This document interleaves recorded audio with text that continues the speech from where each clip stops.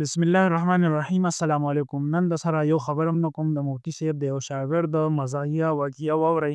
راځئ چې وګورو دا ویډیو. زما یو مقتدی اوس هم ژوندی دی، ډېر نر سړی دی. هغه ما پسې 4 کاله منځونه کړي دي. څومره؟ خو زه که قسم وخورم چې په 4 کالو کې هغه یوه ورځ زما بیان نه دی اورېدلی، نو کیدای شي زه په دې خبرې حانس نه وم. زما د منبر سره دقسې خواته یوه استن وه لکه داسې ده. ابه 12:30 نه مخکې راتلو دقه ځای کې به ځان له چادر واچولو، داسې به تکیه شي. ما به چې دا خطبه ویله نو خطبه خو ما مخکې لا ډېره اوږده ویله، بیا به مې آیت ویلو، ځواني وه ډېر په شوق به مې ویلو. دی به په دې خطبه کې ښه ښکلی وده شه، خرړار به شروع کړ.